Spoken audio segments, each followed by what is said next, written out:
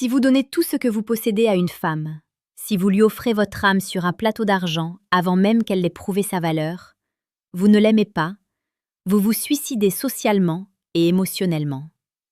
Écoutez attentivement car ce que je vais vous dire risque de piquer votre ego, mais c'est le seul remède pour l'homme qui veut rester debout. L'erreur fatale, celle que vous ne devez commettre sous aucun prétexte, n'est pas l'infidélité ou la colère. C'est l'abandon total de votre propre centre de gravité pour devenir le satellite d'une autre personne. Sénèque disait avec une clarté brutale que ce n'est pas parce que les choses sont difficiles que nous n'osons pas, c'est parce que nous n'osons pas qu'elles sont difficiles. Aujourd'hui, je vous demande d'oser regarder la vérité en face.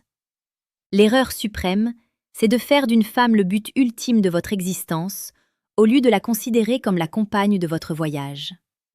Imaginez un instant, vous rencontrez cette femme. Elle est magnifique, son parfum vous enivre, sa voix semble être une mélodie conçue uniquement pour vos oreilles.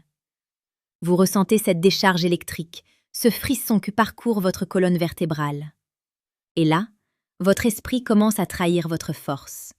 Vous commencez à annuler vos séances de sport, vous délaissez vos projets, vous oubliez vos amis. Tout cela pour être disponible à la moindre de ses envies. Vous pensez que c'est du romantisme. Vous pensez que c'est de la dévotion. La psychologie nous dit le contraire. C'est de l'effacement. Et l'effacement est le poison le plus violent de l'attraction.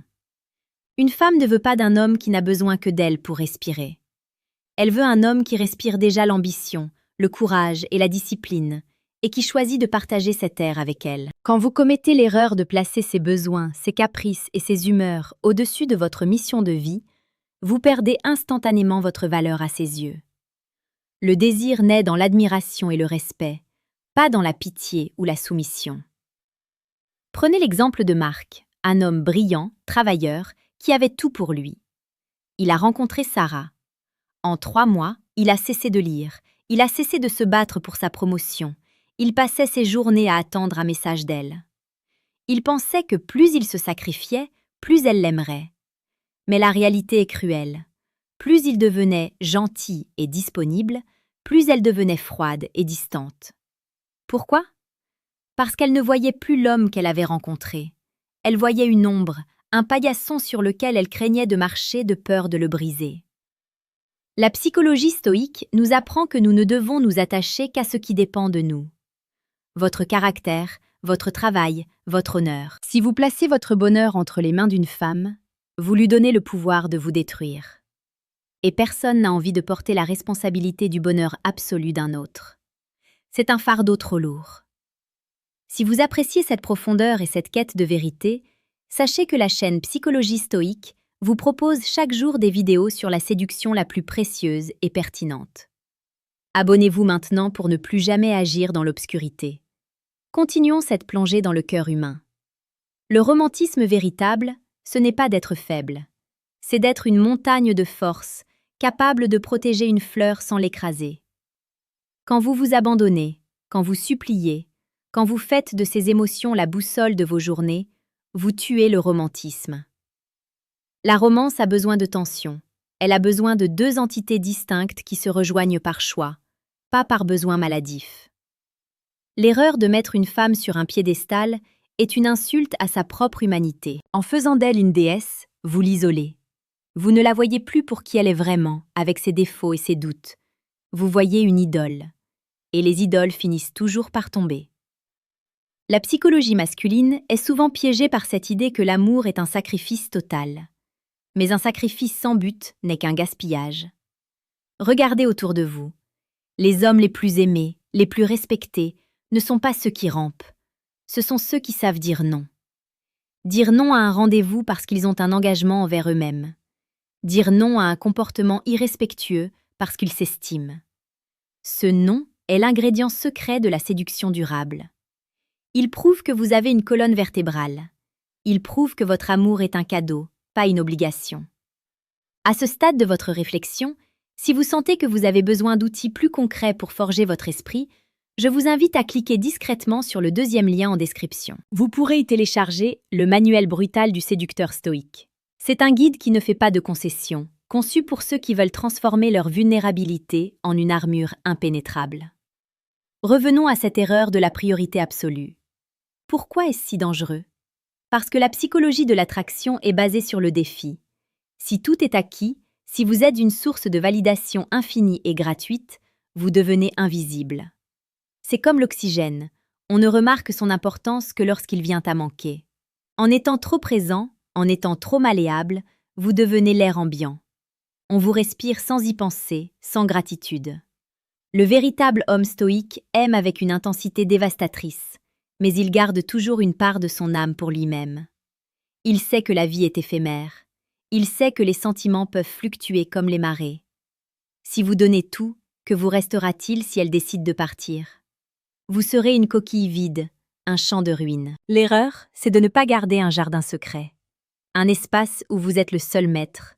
Un sanctuaire où votre valeur ne dépend de personne d'autre que de vous. Pensez aux relations qui durent des décennies. Elles ne reposent pas sur la fusion totale, mais sur le respect mutuel de deux forces indépendantes. Une femme ne veut pas être votre tout. Elle veut être votre partenaire dans la conquête du monde. Elle veut se sentir fière de l'homme qui marche à ses côtés, pas avoir honte de l'homme qui la suit partout comme un chiot perdu. Dites-moi dans les commentaires, avez-vous déjà eu l'impression de vous perdre par amour? Avez-vous déjà commis cette erreur de tout donner pour finir avec rien? Votre expérience peut aider un frère qui traverse peut-être cette tempête en ce moment même. La séduction, la vraie, celle qui vient du cœur et des tripes, demande une forme de brutalité envers soi-même.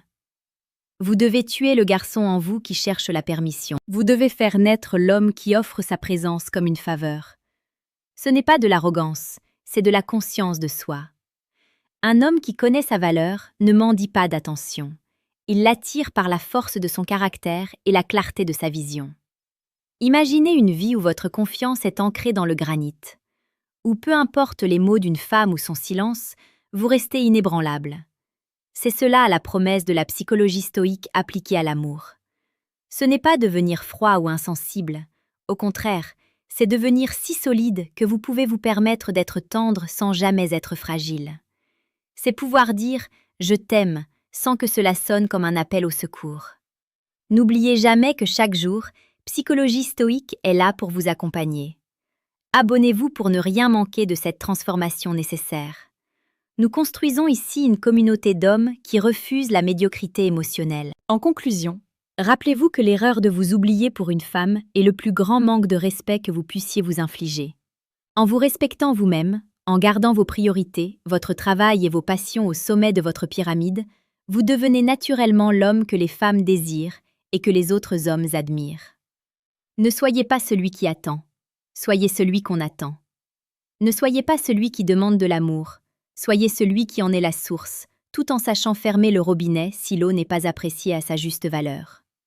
Le monde appartient à ceux qui ont le courage de rester maîtres de leur propre destin, même au milieu du brasier de la passion. Reprenez vos projets, retournez à la salle de sport, travaillez sur ce business que vous avez délaissé. Lisez ces livres qui attendent sur votre table de chevet. Redevez l'homme d'action, l'homme de principe, l'homme stoïque. C'est seulement ainsi que vous trouverez une relation qui ne vous diminue pas, mais qui vous élève.